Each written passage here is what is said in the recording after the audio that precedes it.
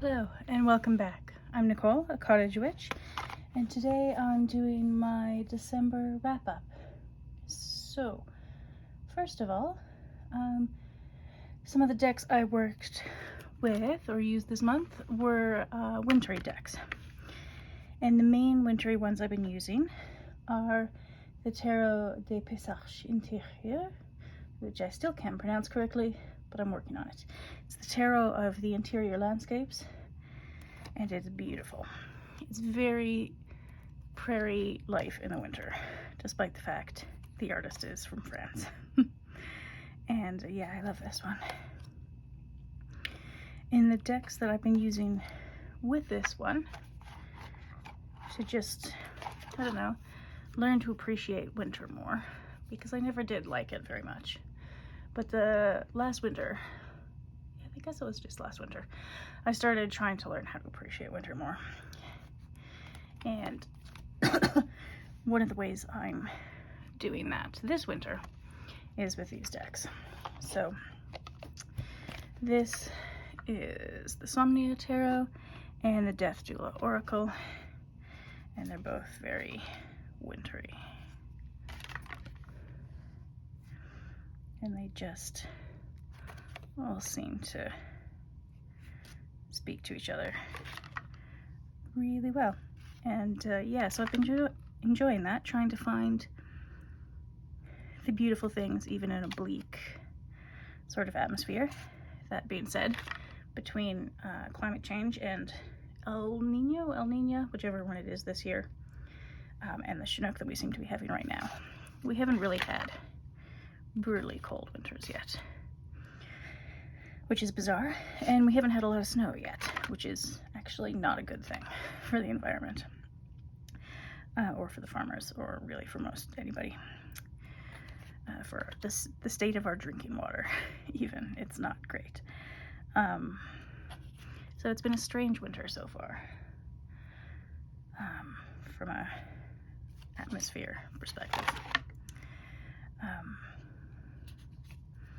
But yeah, I enjoy these three together. Even though the art styles are all very, very different, the tones seem to match. The feeling of them matches to me. And probably I'll keep using them into January and maybe even February. Probably depends how wintry it gets or remains. So those are the main sort of winter energy decks I've been working on. The other thing, one of the other things I did this month was the Drop 'em 78. And I won't show these decks again because I've done that many times, but this is the Tarot Racine d'Asie, the Roots of Asia, and the Gentle Tarot in a tin, which is one of my all-time favorites, and this is quickly becoming a favorite, this Racine d'Asie.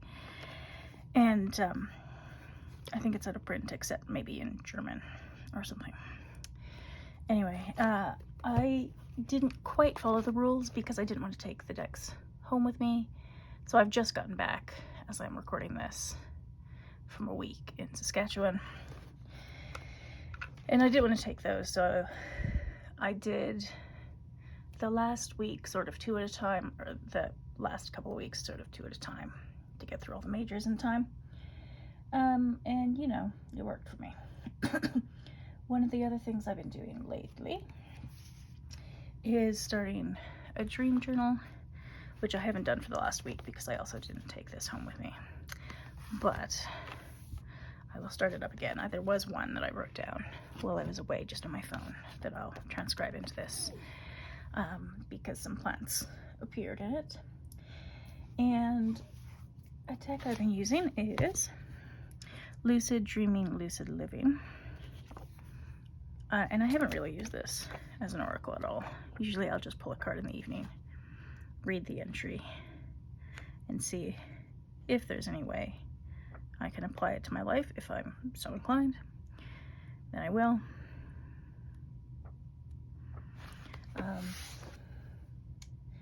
The other deck, that I've been using with is the Margaret Peterson. So I'll pull one of each, and this has always been my dream states sort of deck. And it's because it's just so abstract. You can read all sorts of things into it, just tumble right into it. And anything could happen. And yeah, so I've been enjoying that, and I think I'll keep going with that in January. I mean, I say these things, and then anything could happen. The other thing I've been using along with this is a Hagswag elixir, Shadow Work Herbal Elixir. And those are the ingredients, if you can read that. It's mostly poisonous plants along with hibiscus and a couple other things. And it's, I mean, the poisonous plants, I should specify, are flower essences, so there's no actual chemical constituents of those plants in the elixir. And Hagswag is a sort of witchy herbalist like subscription box that I get once a month, which should be coming presumably any time, although it's a one-woman operation and she has been a bit behind, so we shall see. But at some point I'll get the December one. All right. Next up, in an attempt to sort of deconstruct the very extremely anti-pleasure side of fundamentalism that I grew up with, I've got this deck called Pleasure Alchemy, and basically the cards don't communicate much in themselves, but they all have a guidebook entry that's pretty good, and that gives you a tarot spread to do on a certain topic related to pleasure. And so the deck I've been using for those spreads is the Moonchild Tarot, the Shadow Edition. Shadow Edition or Shadow Work Edition? I can't remember. Anyway, and the first time I used it for that, it worked brilliantly. And so I've just kept using it for that, and it's sort of become the purpose of this deck. It's to work with the idea of pleasure and what that means for me now that I'm not a fundamentalist anymore, or even like particularly religious at all. So yeah, this is, I mean, it's beautiful. And when I got it, I wasn't at all sure what I would use it for, because it's not my usual stuff. Like the starseedy, lightworky sort of imagery is not really my thing. And I only got this one because it was the Shadow Edition and because it's mostly purple. Like, look at all that purple. It's amazing. I love it. And so that kind of fits. Like, I just got it because I enjoy looking at it, and now that I have it, I enjoy the experience of it. It's very thick cardstock, but I don't spend a lot of time shuffling my cards, like, just for fun, like some people do. It's very, very thick deck. And some of the sparkle has worn off the edges now, but yeah, it's beautiful, and so I'm really enjoying that, and I'm 99% sure I'll continue with that. Oh, I thought I hadn't brought it out. This is the guidebook for the Pleasure Alchemy, a guidebook for enjoyment and fulfillment. I think she's done one on resilience too, but I don't have that one. So, for example, this is the Second Spark Remedy Wild Walks. And so the card will say something like Ninth Soul Remedy Bonfire. That Second Spark Remedy Wild Walks doesn't mean much to me, but I'll read the message and then consider the questions and do the spread. And this spread is what I really am enjoying from this book, and I haven't used a lot of spreads before, but I'm having fun with that. The other deck I occasionally use, and there's a nudity warning with this one, is Le Tarot de Femme Erotique. I still get tripped up on the R's. But it's these old-timey sort of nude or partially nude photographs of women in this very sepia-toned deck. and it's just gorgeous, and I love it. So I've been using that, and then for one of the cards, which had to do with luxury, I used this Lilac Season Aroma Spray, which is by Land of Daughters, which is, it's an Indigenous owned business by Indigenous women. I think it's just the two of them in Calgary. And I actually don't even think they have a storefront. I think they just sell them online and then in different shops around town. And this is actually a glass bottle, which I appreciate. Actually, all of their packaging is really either glass or cardboard. This spray nozzle thing and this little cap are the only plastic bits. So it's really sustainable, and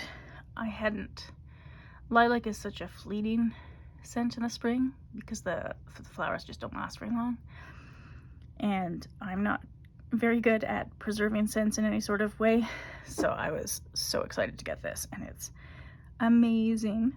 And I have a couple other products of theirs that are also very good. I'll link their website below, but yeah,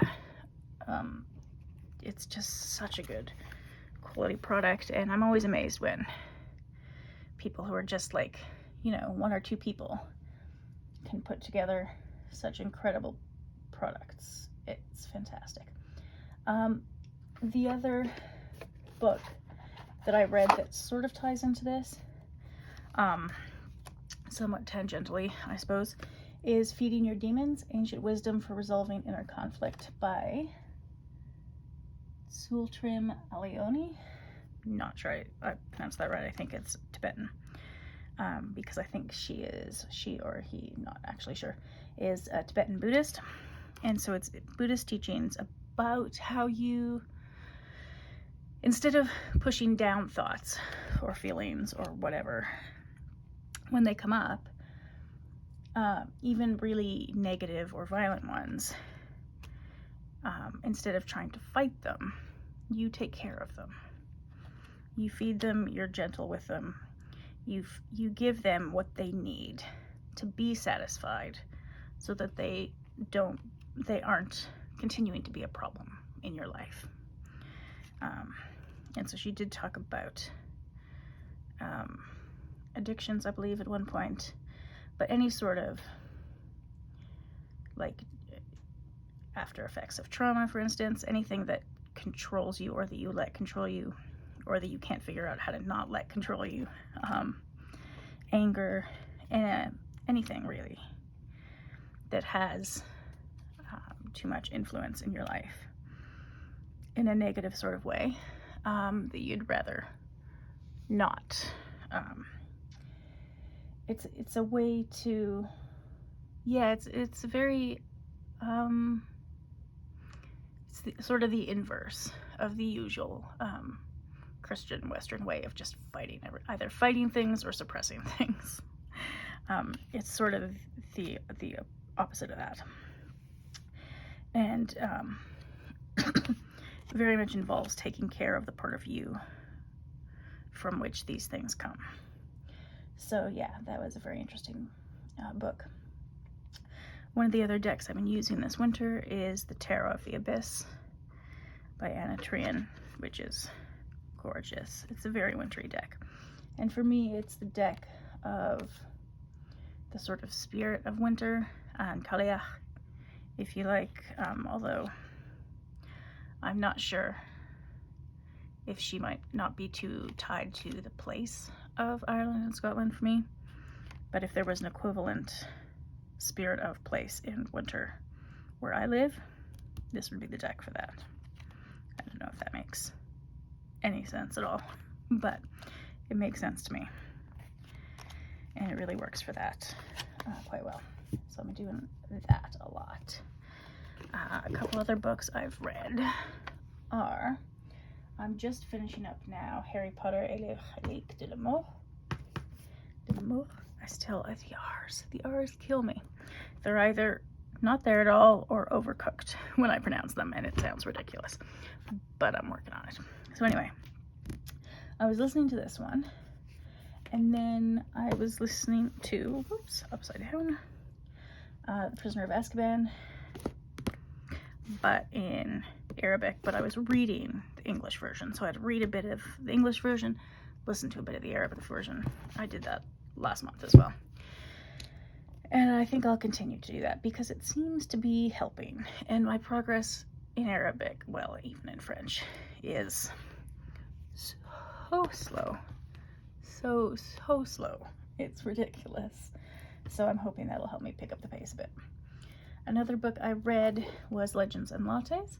This was a Unicorn Fam book with Lisa Pepez's YouTube book club with her membership. And it was really fun. I didn't know cozy fantasy was a genre.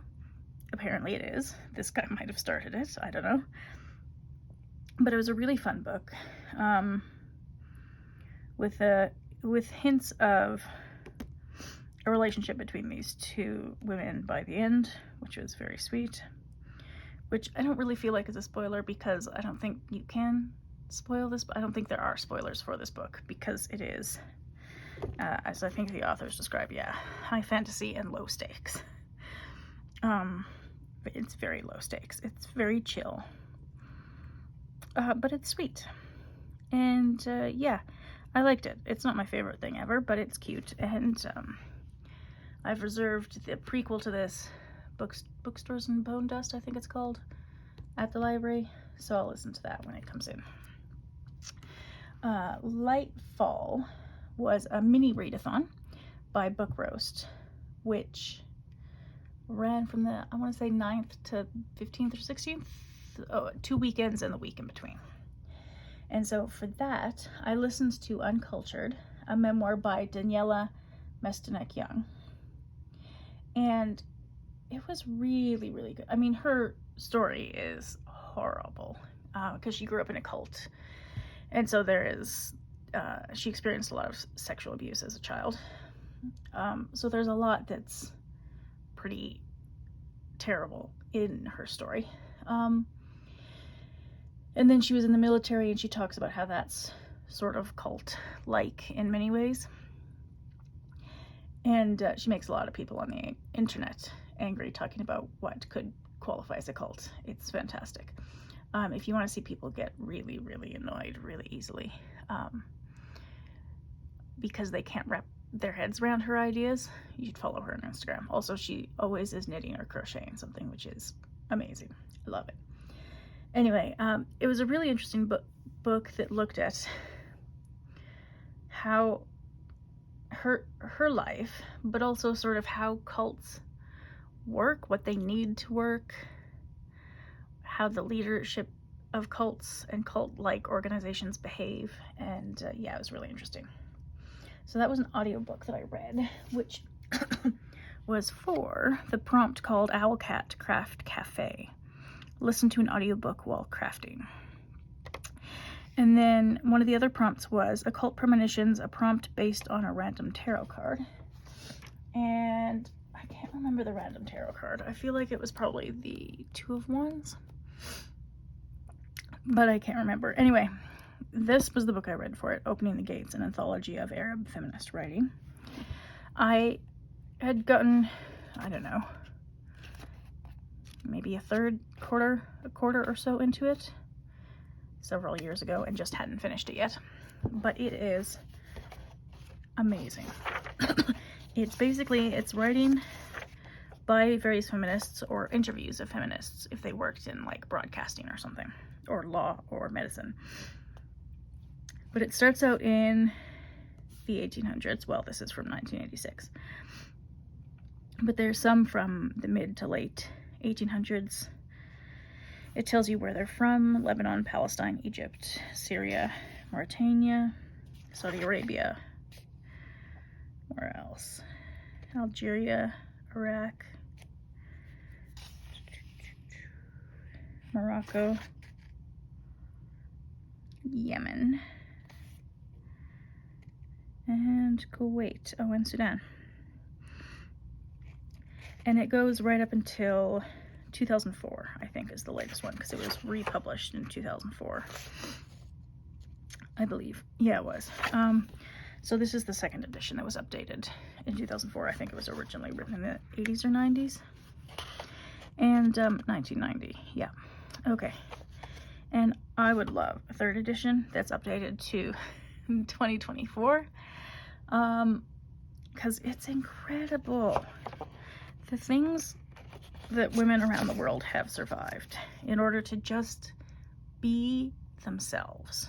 Like, just to be able to be yourself. Nothing extravagant,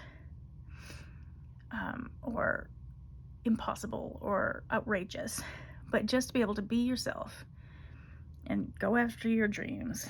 It's been, there have been hurdles put up in the way.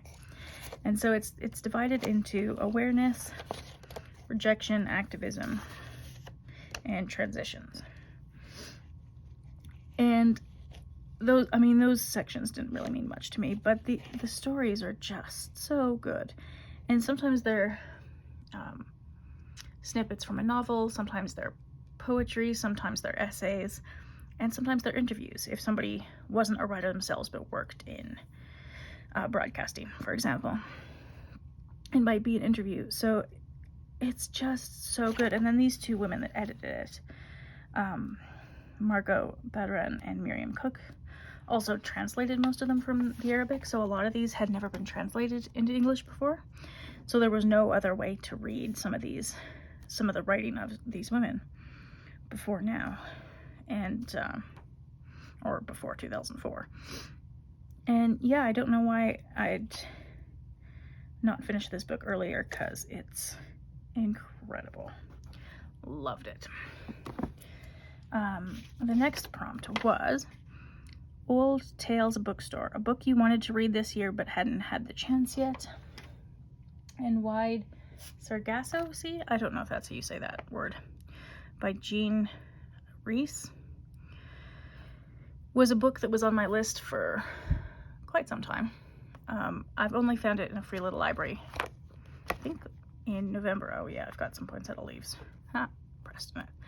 But it's a response by a Caribbean woman who is mixed race, or was. I'm not sure if she's still alive. To Jane Eyre, to the mad woman in the attic. In Jane Eyre specifically, Bertha Mason, who, in this story, whose original name was Antoinette Causeway. And it's... the beginning was so-so, but partway through the second part, there's 3 parts, narrated by a couple different people, and partway through the second part is where I really started to get into it. Some of the character development was not convincing, but some of the atmosphere kind of really was, actually. And I'm not really sure how to explain it, but you know when a book, like, sticks with you for several days after finishing it? So I wasn't sure if this was like a 3-star or a 4-star. So I think I gave it 3 stars on Goodreads. But maybe it deserves more than that, because it's really stuck with me for the last few days. And yeah, it was really interesting. Next, okay, the other books I read this month. One of them was The Woman in Me by Britney Spears, which, you know, wasn't phenomenal. It was sort of what I would expect. But it was also, I mean, it was about as depressing as you'd expect. Like, the woman needs people in her life who actually like her. She doesn't seem to have those, and who don't just want her money. Which seems to be most of the people she knows just want her for her money and aren't actually interested in her or her well-being. So, you know, it wasn't, you know, a masterful work of literature or anything. I assume she had a ghostwriter. But it was good, and it was sad, and yeah, she, you know, just needs people around her who like her.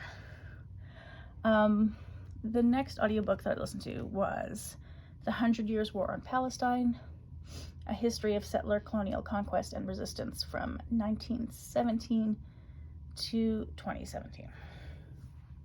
And that was by Rashid Khalidi. And it was the second time I've read it, and it's really good.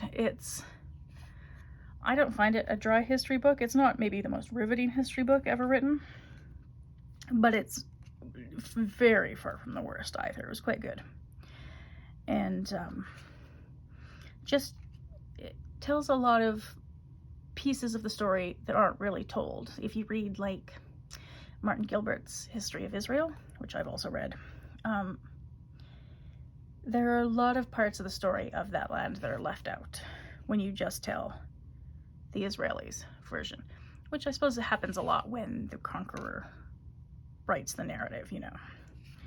It happened in Canada, and it's happened in Israel. And so if you're only really taught the official narrative from the current winners of the situation, there's a lot that you're not going to know. And there was a lot in this book.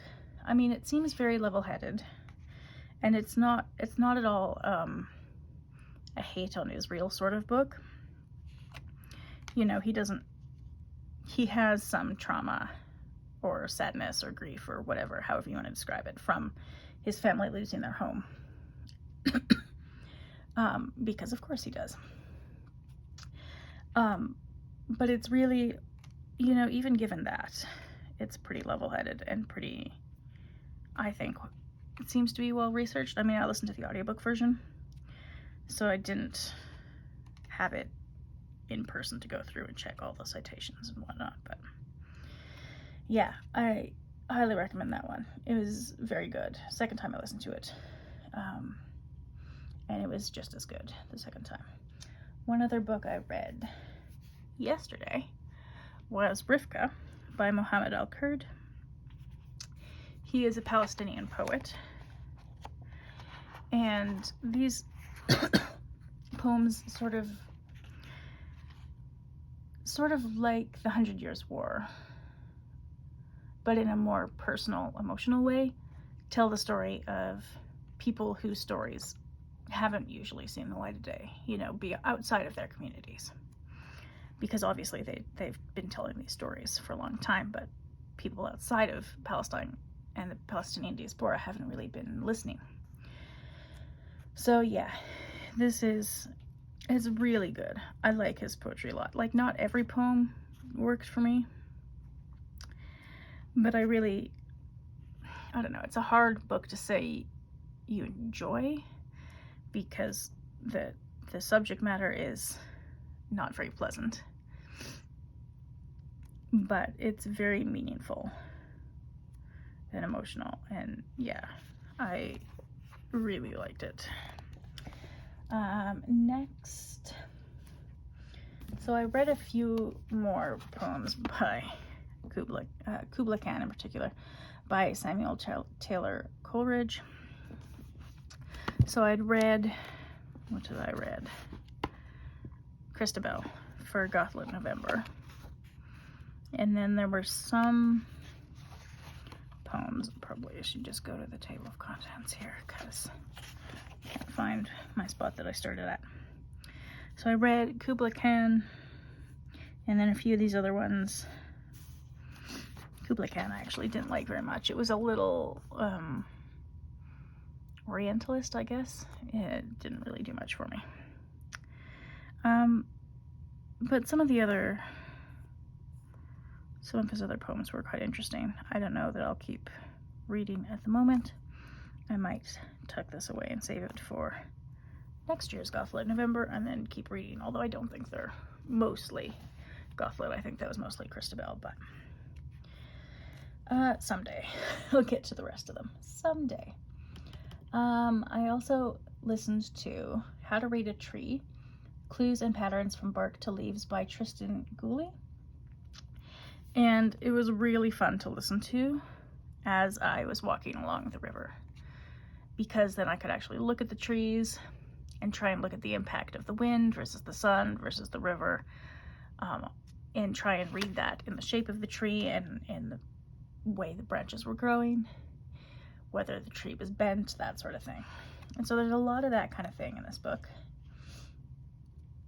And I've forgotten a lot of it already, so I'll have to re-listen to it at some point. Because I would like to get better at doing things like being able to recognize trees in the winter, which is not really what this book was about, but it's sort of adjacent to that. It's being able to look at the shape of a tree and have some idea of where the wind usually comes from.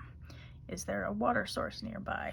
That kind of thing, which is really interesting and not something I usually consider when I'm out for a walk. Then I listened to this audiobook on the plane ride home today. This is Sparks Like Stars by Nadia Hashimi. I've read her other books. The Pearl That Broke Its Shell, I think, was her first one, and I've loved all of them. There's a young girl basically who grew up in Kabul. Her father was like an advisor to the president or something like that in the 70s. And then her family was all killed in the coup in 78. And she escapes and is smuggled into America and adopted by an American diplomat, and works as a doctor. But then while she's working as a doctor, she meets the man who may have killed her family, but for some reason didn't kill her. And so that sort of, if she'd been hiding in the US, that doesn't allow her to keep hiding from herself anymore, from her own history. And so she has to go back to Kabul and try and make sense of her own life for herself. Because I think she was about 10. Yeah, 10-year-old girl when the coup happened, and so she'd watched the communists take over, and then eventually the Taliban take over on TV. She, like Hashimi in real life, was a doctor in New York on 9/11. This is one of those outrageously talented people who's written quite a lot of incredibly good books and is also a pediatrician. She's a very smart woman, but also a very good writer, and all of her books have been really compelling, and the characters really well-rounded and totally believable, and you just really get into the story. I said really way too many times there. Oh well. Then I also finished the audiobook called The Woman They Wanted by Shannon Harris. And she was the wife of Joshua Harris, which if you didn't grow up in fundamentalist Christian circles, you probably have never heard of.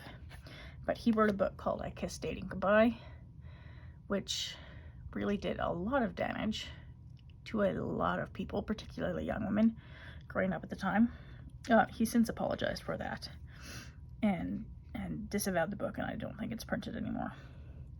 Anyway, this was his now ex-wife's story about how the church sort of molded her into the woman they wanted her to be, and how she lost herself in the process, and then how she eventually rediscovered herself after some personal crises. So, that was pretty interesting. I'm not sure I agreed with all of the conclusions she came to, but I understand how she came to them. And it was really interesting. It was very easy to read. And it's not super long, so it didn't take very long. The last book I want to mention, because I forgot to mention it last month and I have to take it back to the library, is Siksika Tsidipi, Stories of the Blackfoot People. This is It's got some photographs, some illustrations. There's actually an audiobook version of the library has that's narrated by several different people. And it's a few very short stories of the Black people. Oh, and it's coming apart. Okay, well, that's a problem. It's pretty good. It's pretty good. It's the only thing like it that exists in print. I know it is the Six Guide Sidipe were an oral culture. So it's the only thing that I found that exists like this in print. And it's directed mainly at children. But I would love, like, I got to the end of it and thought, okay, that's great, but it's like an appetizer to a book. It needs to be more. So yeah, I would love more along these lines. I would love to find a Six Guide Sidipe herbal book, a book about this place where I live now, and the land and the plants and the animals and whatever that live here. I haven't found that yet. This being a book of sort of folklore and stories of what happened to certain people is kind of the closest I've come to that so far, but I'll keep an eye out. And so that was my December. It was pretty full. I kept busy, and yeah, but it was nice. I'd had a few months, I think around October and slightly earlier, where I feel like I'd read less, used fewer decks, and just didn't get as much done. I didn't have the sort of motivation to do that, so it's been nice to get back in the swing of things. And yeah, that is my December. If you've made it this far, thank you for watching, and I'll see you next time.